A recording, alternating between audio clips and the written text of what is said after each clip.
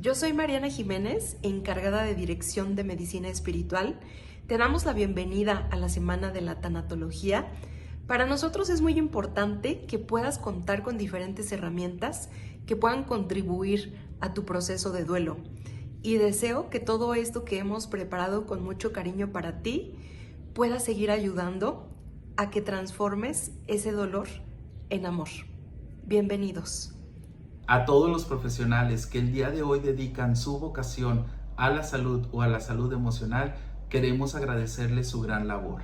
Queremos agradecerte a ti si estás dentro de esta semana de la tanatología para encontrar mayor información para apoyar a ese amigo, a esa amiga o a ese familiar cercano que está pasando por un proceso de duelo. Agradecerte también si lo estás haciendo de manera individual porque quieres comprender de diferente manera los procesos de vida y los procesos de muerte. Pero queremos dejar este saludo muy caluroso y este abrazo muy fraternal a todos los tripulantes de la comunidad de Adiós mi barco de papel. Siempre se los decimos y hoy queremos reiterarlo. Se han convertido en los maestros más importantes de nuestra fundación porque con sus testimonios podemos ayudar a los demás del cómo sí se puede comprender, del cómo sí se puede elaborar y del cómo sí se puede sanar un duelo. Bienvenido nuevamente a la Semana de la Tanatología, un camino que abordaremos juntos, un camino de aprendizaje, de conexión y de sanación.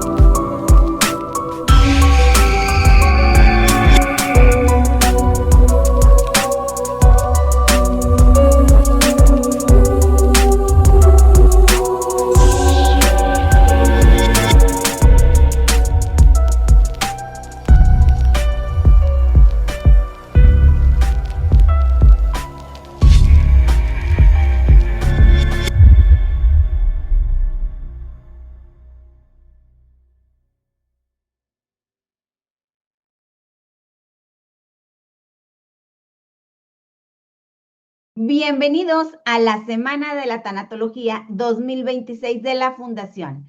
Adiós, mi barco de papel. Este año nos reúne una reflexión profundamente humana, el rostro del duelo en una sociedad herida. Cuando pensamos en duelo, solemos asociarlo con la muerte de un ser querido. Sin embargo, existen pérdidas que ocurren mientras las personas siguen físicamente presentes. Y esto muchas de las veces altera ciertos factores de nuestra vida diaria. Soy Reina Rodríguez y estamos en Adiós, mi barco de papel, una semana de la tanatología súper intensa donde vamos a tener a expertos en este gran tema. Hoy nos acompaña la psicóloga Jacqueline Hernández, experta de este gran tema, un tema que de verdad sé que estás interesadísimo en escucharlo. Duelo ambiguo, familias que viven la adicción de un ser querido. Bienvenida, licenciada. Muchísimas gracias, un gusto poder estar con ustedes y poder compartir esto que pocas veces se habla, pero que creo que es un tema súper relevante. Un tema relevante y muchas de las veces difícil de tocar, difícil de quererlo manejar porque todos vivimos un duelo ambiguo y muchas de las veces no hallamos ni cómo externarlo. Me gustaría comenzar por algo seguramente que muchas familias viven, pero no saben cómo mencionarlo, cómo abordarlo. Cuando hablamos de adicciones, a menudo se dice que la familia pierde a la persona en vida. ¿Qué es exactamente el duelo ambiguo y cómo suele manifestarse en quienes aman a alguien que vive una adicción?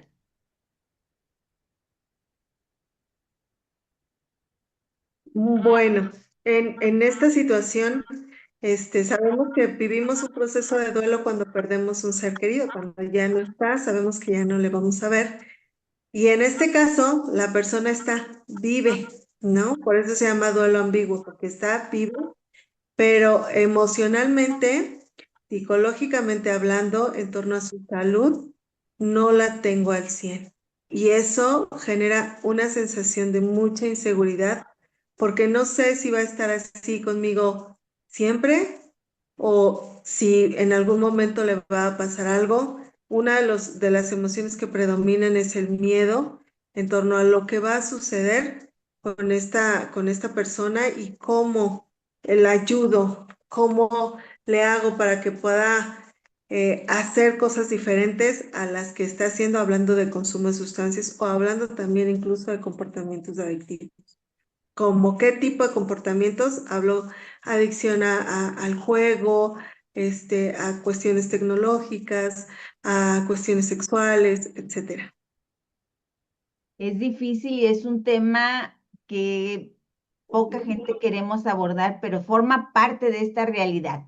Muchas veces vemos familias que quieren ayudar, que hacen todo lo posible por proteger o rescatar a esa persona que está en este proceso. ¿De qué manera un duelo no resuelto puede llevar a conductas de codependencia o incluso facilitar la propia adicción sin darse cuenta? Híjole, esto que dices es bien, bien, bien interesante. ¿Por qué? Usualmente cuando nos enteramos de un comportamiento adictivo, hablo específicamente un poco más de las cuestiones que tienen que ver con consumo de sustancias y sobre todo cuando hablamos de drogas, por ejemplo, ¿no? Vemos a la persona como, como que le cuesta resolver, como que es difícil poder afrontar las situaciones que está viviendo y yo quiero poder ayudarle. En ese poder ayudar, a veces llegamos a entrar en una situación de sobreproteger, incluso de resolver las necesidades del otro. ¿A qué me refiero cuando hablo de resolver las necesidades del otro? Si la persona se mete en problemas, yo voy y yo la ayudo pensando que quiero que esté bien y su bienestar, pero estoy permitiendo que de alguna manera la conducta del consumo de sustancias se mantenga y se preserve, porque pues él no ve que tiene pérdidas. Una persona que consume sustancias, que tiene comportamientos adictivos, necesita darse cuenta que está perdiendo. Y muchas veces en este afán de proteger, de ayudar, de cuidar, lejos de ver que ellos están experimentando una pérdida, él dice, pues carga el colchoncito, por llamarlo de alguna manera. Entonces, este caer en el colchoncito implica que me van a ayudar, me van a resolver y entonces yo no piso, yo no experimento pérdidas y al no experimentar pérdidas, lo que sucede en la familia es que la familia dice, pues ya no sé de qué manera ayudarlo. Y a veces la mejor manera de ayudar es no ayudar en esa situación. Pero justo, repito otra vez, es importante darnos cuenta si estamos de alguna manera sobreprotegiendo y creo que a veces esa es de las peores cosas que podemos hacer como familiares por tratar de que nuestro ser querido salga adelante. Entonces, sí necesitamos establecer límites, sí necesito no dejar de mirarme a mí como persona, como familiar, para verdaderamente producir un apoyo eficaz. Qué difícil es porque muchas de las veces creemos que lo protegemos o lo cuidamos eh, haciéndonos de la vista gorda cuando se consumen sustancias, haciéndonos como que no lo vemos, evitando llevarlo o darle una mejor ayuda porque en un centro de rehabilitación, porque muchas de las veces pensamos que le va a ir peor, que lo van a tratar mal y a veces en lugar de ayudarlo lo estamos afectando. Entonces es una sensación realmente que afecta y que no sabemos cómo llevarla a cabo. Entonces en esto ocurre estos grandes procesos que se llevan aquí en esta gran fundación del duelo, Adiós mi barco de papel, porque nos ayudan con esas asesorías, nos ayudan a poder llegar y hacer lo mejor posible, el deber ser, ahora sí, para que esto podamos sobrellevar este tipo de situaciones como es este duelo ambiguo. Cuando una adicción entra en una familia, pareciera que todo cambia. Y yo creo en lo muy particular que realmente todo cambia. Desde tu experiencia, ¿cómo se transforma la dinámica familiar y cuáles son las crisis más frecuentes que suelen atravesar? Ok, hay ciertas maneras en las que la familia tiende a afrontar cuando recibe un diagnóstico de alguien que tiene un problema de conducta adictiva. Estos afrontamientos van de acuerdo a los recursos que la familia va teniendo, pero usualmente vamos a ver como una de las situaciones es la sobreprotección que tiene que ver con este cuidado extremo, hipervigilante, en donde yo quiero tener control y no permito salidas, no permito que la persona se desenvuelva, la vigilo mucho, vigilo cómo está su comportamiento, su cuerpo, si tiene, no tiene consumo, y esto está muy motivado por emociones de miedo. Otra de las formas que tenemos de afrontar este tipo de situaciones es justo como lo mencionaste hace un momento. No nos decimos, pues sale de mi control, entonces no sé qué hacer, no hago nada a veces en esa situación. Y en esas circunstancias, no hacer nada implica tolerar el comportamiento. Y cuando toleramos el comportamiento, la conducta prevalece, la conducta permanece y obviamente se hace mucho más crónico el consumo o mucho más crónico el comportamiento. Otra de las situaciones que hacemos como familias es que de repente tendemos mucho a decir, pues es su problema. Si él quiere hacerse daño o ella, si quiere seguir lastimándose, si quiere seguir sufriendo, pues es su rollo. Y la indiferencia, pues también favorece que haya una cronicidad en el problema. ¿Por qué? Porque hay una base emocional que tienen el consumo de sustancias y los comportamientos adictivos. Cuando esa base emocional se refuerza a través de la indiferencia, pues obviamente el problema se hace todavía mucho más grande. Pero existen tres formas en donde podemos tener un comportamiento eficaz. ¿Cuáles son esas tres formas en donde podemos afrontar de forma eficaz? Reconocer lo que a mí como familiar me está doliendo, la emoción que estoy viviendo y que estoy teniendo, y encontrar redes de apoyo, porque invariablemente el comportamiento adictivo va a haber un momento en el que escapa de mis manos y que necesito buscar ayuda. Cuando busco ayuda, es mucho más fácil encontrar recursos que realmente favorezcan un cambio en el comportamiento y que yo me sienta que no lo estoy viviendo solo. La otra cuestión que favorece es confrontar de forma asertiva. ¿Cómo confronto de forma asertiva a un ser querido? Le ayudo a ver a través de la comunicación asertiva qué cosas está perdiendo de su vida, de áreas de su vida, de lo que está faltándole, como hablando del trabajo, como hablando de la relación con la pareja, como hablando de la relación con los amigos, que se han ido perdiendo, que se han ido desgastando, que él pueda ver, identificar estas situaciones y que obviamente sea una situación en donde diferenciemos qué tiene que ver conmigo y con lo que a lo mejor yo hago y qué tiene que ver contigo y con lo que tú haces. A eso me refiero cuando hablo de confrontar. Cuando te digo, oye, tú me dijiste que ibas a hacer esto y realmente no lo hiciste. Tú me dijiste que íbamos a ir a este lugar, que no ibas a consumir o que ibas a estar conmigo y te fuiste. Y entonces eso a mí me produjo una sensación de malestar, de enojo y por eso me retiré del lugar y te dejé. Mi intención no era abandonarte, pero tú me dijiste algo y no lo cumpliste.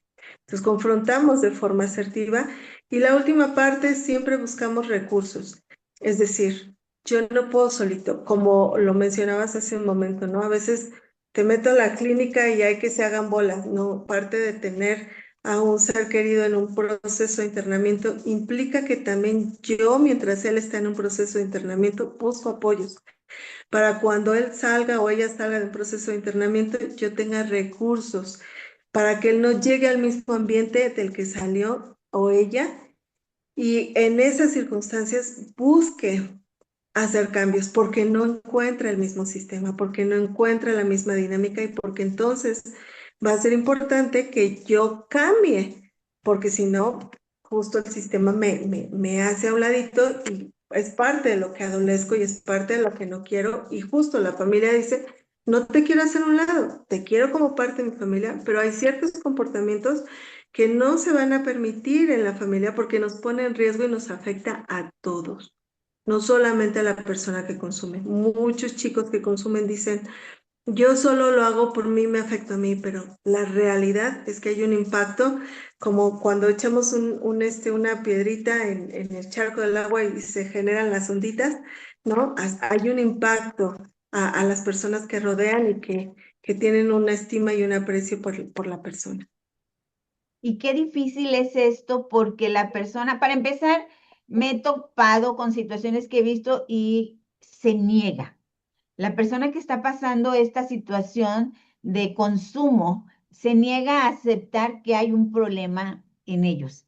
Y es cierto, tan importante saber que no es el problema nada más de ellos, sino afecta a todos los demás porque es una cadena. Afecta a la familia, afecta a los seres queridos, a las personas que están cerca. Y es aquí donde yo les digo, acérquense a una asociación como esta gran fundación, hoy que estamos en la Semana de la Tanatología 2026, en esta gran fundación del duelo, Adiós mi barco de papel, porque muchas de las veces queremos ayudar y lo hacemos de una manera totalmente equivocada. Y aquí es uno de los medios donde vamos a encontrar respuesta. Y yo los invito ahorita, a quien esté ahorita en vivo y en directo, poder hacer sus preguntas, porque si esto nos da oportunidad, empezamos a ver las preguntas del público y poder decirles cuál sería la mejor manera para poder orientar. Siempre hay sentimientos que aparecen una y otra vez en los padres, en los hijos, en los hermanos, en la familia cercana, y es la culpa. ¿Qué les dirías a esas personas que viven preguntándose qué hicieron mal, en qué me equivoqué, qué debí de haber hecho diferente? Ok, esto es valiosísimo porque sí, es un arma muy poderosa y que de manera inconsciente refuerza muchas veces la parte de que el otro también vuelva a sentir culpa y vuelva a existir la culpa en el otro porque no me estoy portando bien o porque no estoy haciendo las cosas como deberían ser en teoría. Aquí hay una cuestión que se llaman las 3 Cs, ¿no? La primera situación es, yo no lo causé. Si mi familiar tiene un comportamiento adictivo, es importante que sepa que aun cuando haya cometido errores en los procesos de crianza, aun cuando me haya equivocado en la manera en cómo empecé una relación, yo no causé, porque es una decisión que toma la persona, ¿no? Entonces, una de las situaciones es, yo no lo causé. La otra situación tiene que ver con eso. No soy culpable. ¿A qué me refiero? No hablamos de culpas, hablamos de responsabilidades. Cuando yo como persona asumo la responsabilidad de mi comportamiento, de mis acciones, yo decido modificarlas, yo decido buscar apoyos, yo decido generar un ambiente diferente. Entonces, eso es asumir la responsabilidad. La culpa me genera una sensación de miedo, de malestar, de tristeza, que me orilla a situaciones de depresión, en donde ya pierdo habilidades o pierdo visión de hacia dónde voy a buscar apoyos, y eso hace que las familias entren en procesos depresivos, entren en situaciones de caos, donde puede haber incluso situaciones de violencia. Y estas cuestiones, pues lejos de beneficiar a la persona y de beneficiarme a mí como familiar o ser querido, que intento ayudar a mi familiar, pues no nos ayuda, ¿no? Nos hace entrar en un estado de impotencia y pues eso lejos de poder encontrar una solución nos ahonda en un proceso de mayor caos.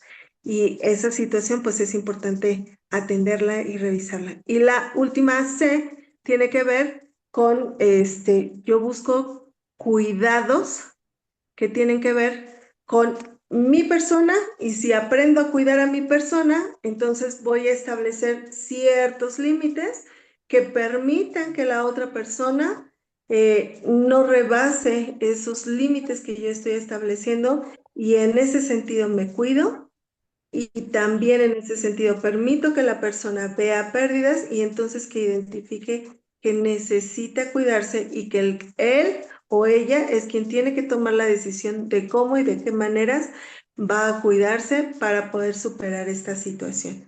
Es importante que ambos veamos nuestras responsabilidades para ejercer un cuidado de manera individual, para poder producir un cuidado a nivel familiar en este sentido. ¿Qué tanta importancia tiene esto de tomar culpas que no nos pertenecen, verdad? ¿Cómo es que hay que trabajar con ello y pues no es nuestra culpa? En ocasiones, toda la familia o toda la atención se centra en la persona que consume y en la persona que lo cuida, pero dentro de esta familia hay otros miembros que también sufren. ¿Qué sucede con los hermanos, con los hijos pequeños, con esos familiares que parecen quedar en segundo grado? Ajá, les llamamos los invisibles, ¿no?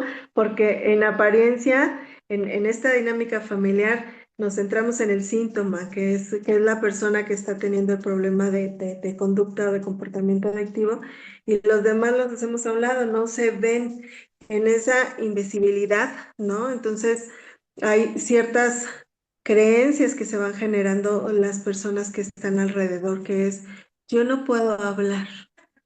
Yo no puedo decir porque si digo no me van a tomar en cuenta, porque todo gira en torno a la persona que está teniendo el problema, porque eh, pues están tan inmersos en esa situación que no quiero yo generarles más problemas. Entonces tiendo a retraerme, a aislarme, a no hablar de lo que me está pasando. Otra de las cosas que ocurre con las personas que no están en este proceso de meterse al núcleo, a esta situación, es que hay personas que asumen roles parentales. Hay hermanos que dicen, yo lo voy a cuidar, yo voy a hacer esto, yo voy a velar por él, pero en esa situación dejo de mirarme a mí y dejo de cuidarme a mí, ¿no? Entonces, en esa situación las personas que dejan de cuidarse muchas veces llegan a tener mucho enojo.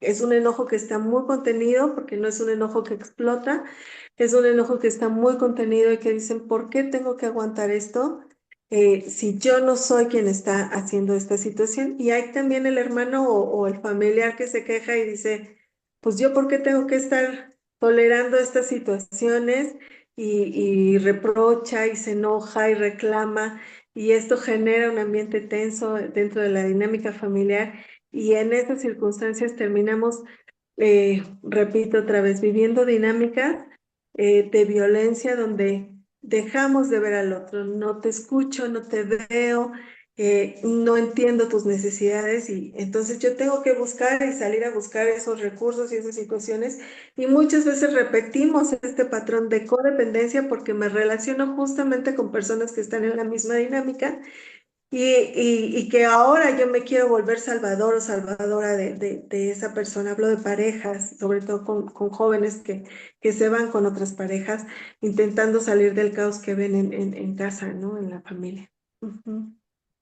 Estamos abordando temas súper interesantes, la responsabilidad, la culpa, los límites, y entrando a esto de poner límites, es uno de los temas realmente que me parecen delicados y muy difíciles, porque muchas personas sienten que cuando ponemos límites estamos dejando o estamos abandonando a quienes nos aman. ¿Cómo podemos comprender que establecer límites no es malo, que también puede ser un acto de amor, un acto de salud y un acto de autocuidado? Esto que mencionas es bien, bien importante porque invariablemente una de las cosas que, la palabra adicción quiere decir sin dicción, sin hablar, ese es el significado, o sea, no hablamos, ¿no? Y muchas de las situaciones cuando hablamos de duelo, por eso hablamos de un duelo ambiguo, es que nos aislamos, nos retraemos en nuestro dolor, estamos inmersos en esa situación cuando estamos viviendo un proceso de duelo, entonces no hablamos, ¿no? Y en este no hablar, pues hay muchas emociones encontradas, muchos sentimientos de dolor, pero también de enojo, también de molestia por estas cuestiones. Entonces, ¿qué es importante? Yo necesito revisar qué estoy sintiendo, qué me está doliendo, y entonces en función de eso puedo decidir y ver que ya no quiero que me duela. Entonces, por ahí tuve una mamá que me platicaba, ¿no? Es que se va y yo no sé si va a regresar, no sé si lo van a matar, no sé si va a amanecer en la cárcel, no sé. Y entonces yo le decía, ¿y qué le quieres decir? ¿No? Y entonces ella me dijo que ya no quiero, o sea, ya no quiero. ¿Por él? ¿Porque no lo quieres? Me dijo, no, yo lo quiero mucho porque era su hijo. Yo lo quiero mucho, no quiero que viva eso, pero yo ya no quiero sentir esto. Entonces encaminamos a esta parte de, se vale decirle, hablando de mis emociones, de mis sentimientos, ya no quiero sentir esto y voy a hacer o actuar de tal manera. Entonces voy a alejarme, no porque no quiera hablar contigo, no porque no quiera estar contigo, voy a alejarme porque necesito aterrizar lo que me está sucediendo a nivel emocional. Voy a establecer este límite desde el amor porque invariablemente quiero que sepas que en algún momento tú vas a vivir tu vida, tú vas a ser un adulto cuando hablo de adolescentes y como adulto vas a tomar decisiones y yo no voy a estar ahí. No siempre voy a estar ahí. Entonces, por ese amor y por esa circunstancia es que marco el límite y establezco, yo no voy a ir por ti. Un papá dijo, hijo, yo no voy a ir por ti si te vas a la cárcel. ¿Por qué? Porque yo no me quiero ver llorando, sufriendo, sin dinero, porque tú tomaste una decisión que no fue la mejor para tu vida. Y no es que no te ame, te amo mucho, pero justo no quiero experimentar ese dolor. Y desde este diálogo asertivo, ¿no?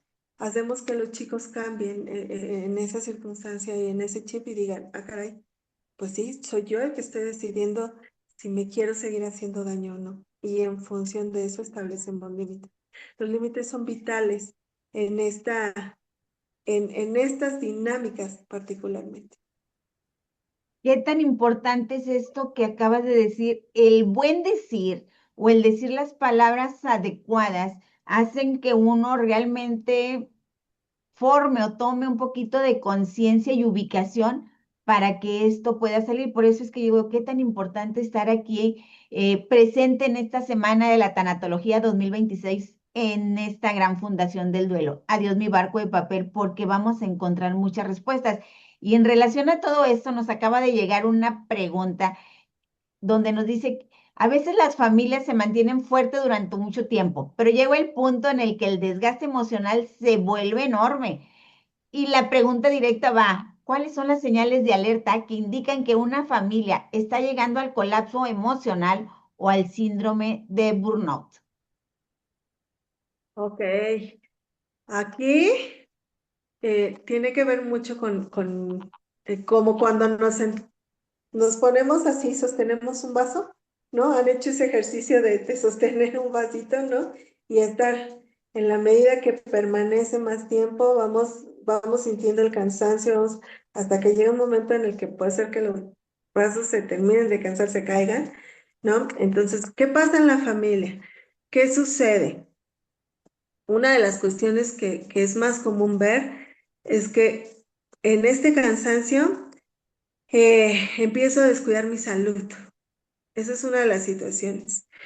porque veo al otro, ya tengo problemas de hipertensión. Esto pasa mucho, sobre todo en papás de jóvenes ya adultos que están como muy constante con los chicos, revisando que no se esté haciendo daño, que esta situación. Entonces, una de las cosas que vamos a ver es las afectaciones a nivel de salud.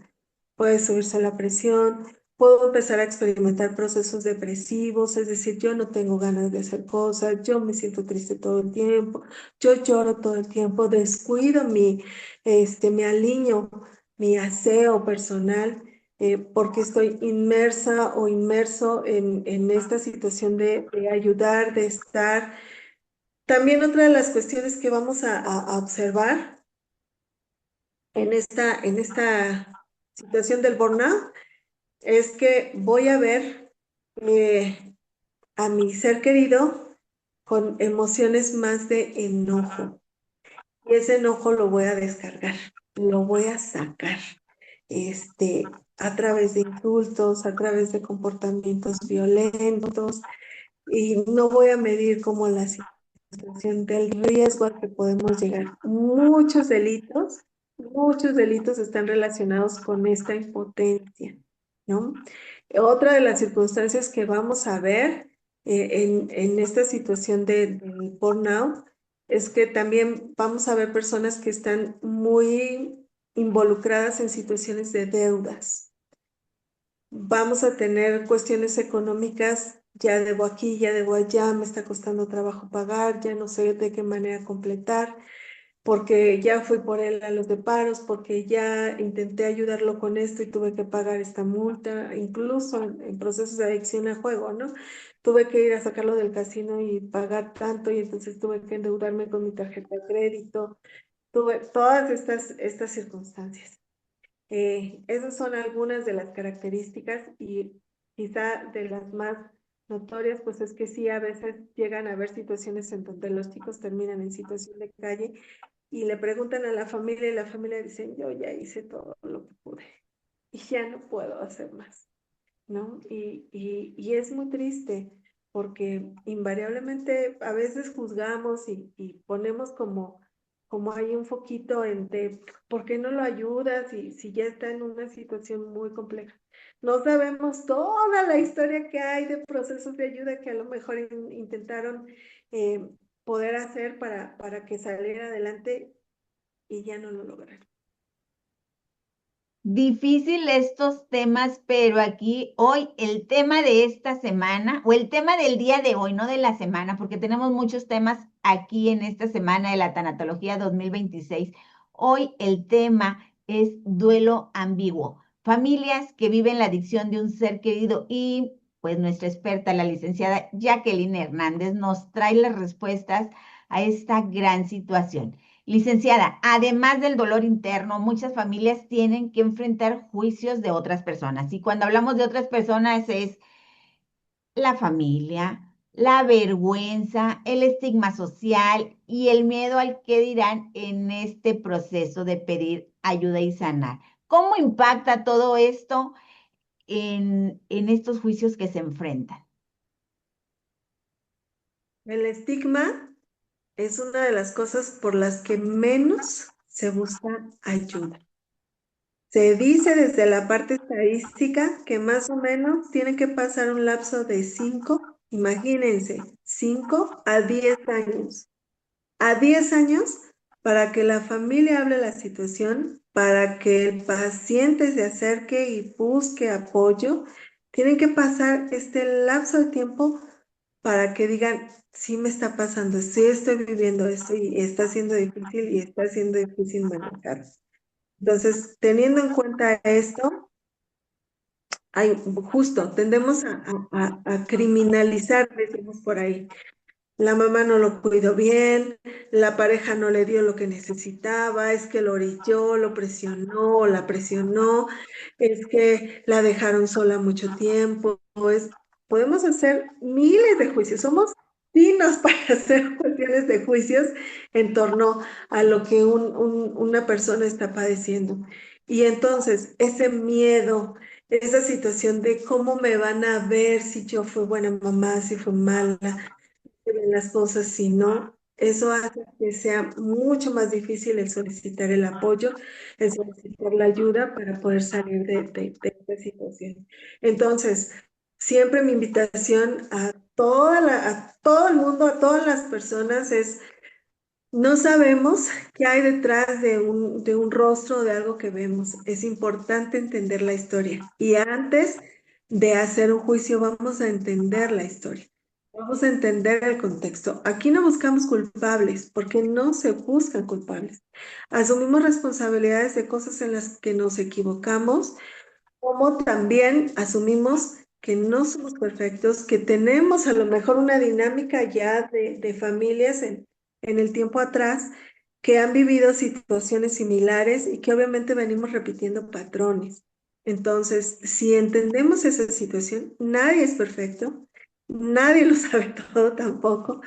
Y entonces, si yo estoy viviendo una problemática con una persona que amo mucho, que vive un problema de adicción, necesito primero saber que no soy la única persona que vive este tipo de situaciones. Desafortunadamente, los comportamientos adictivos han ido en aumento. Ahora incluso estamos hablando de comportamientos adictivos en cuestión de tecnología.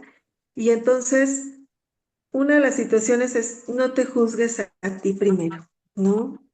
Conoce, entiende, reconoce la problemática, reconoce cómo la vas a abordar, busca ayuda si no sabes y busca la de expertos, ¿no? Hay muchas páginas en internet, hay muchas páginas, hay centros como el tuyo que nos ayudan a buscar orientación e información y que justo donde no nos van a juzgar, donde van a entender nuestro problema y donde nos van a dar herramientas, porque en esta vida creo que venimos a aprender y adquirir herramientas que nos ayuden a mejorar nuestra calidad de vida. Licenciada Jacqueline, psicóloga, gracias por compartir esta mirada tan necesaria sobre una realidad que viven miles de familias. Los invitamos a que se hagan presente, estén presentes en este gran programa, en esta gran fundación de duelo, Adiós mi barco de papel. Hoy nos recordaste que las adicciones no solamente afectan a quien la padece, también deja huellas emocionales muy profundas a quienes aman, acompañan y esperan que todo esto llegue a sanar. ¿Dónde podemos encontrarte? ¿Cómo seguirte en tus redes sociales? ¿Cómo acceder a ti? ¿Y por qué no? ¿En qué momento podríamos llegar hasta ti teniendo alguna duda ya o alguna consulta que tú nos pudieses orientar? Muchas gracias. Yo ahorita estoy trabajando en un centro de desarrollo humano que se llama Sunun, en Metepec. Estoy en el Estado de México y me localizan en mis redes sociales como Jacqueline Coronel. Ese es mi segundo apellido, ¿no? Entonces, ahí me encuentran. También estoy en esta página de Sunun. Sunun Metepec se llama, nos encuentran en Instagram, en TikTok, en Facebook, y es fácil encontrar como el teléfono del centro para dar con nosotros y poder brindar el apoyo que ustedes necesitan. Y bueno, a través de ustedes también, a través de esta fundación tan hermosa que se trabaja esta cuestión del duelo, pues también podemos brindarles el apoyo. Yo los invito a que la sigan en sus redes sociales, la busquen, le hagan preguntas, sigan aquí en la Semana de la Tanatología. Gracias a todas las personas que nos acompañaron en esta charla de la Semana de la Tanatología 2026 de la Fundación de Duelo. Adiós, mi barco de papel. Te invito a que te suscribas a esta gran fundación por el canal de YouTube, donde vas a encontrar tantas videos, mensajes, preguntas que han hecho el público, preguntas que tú también puedes hacer. Así que tienes que estar presente y suscribirte a nuestras redes sociales de esta gran fundación de duelo. Adiós, mi barco de papel.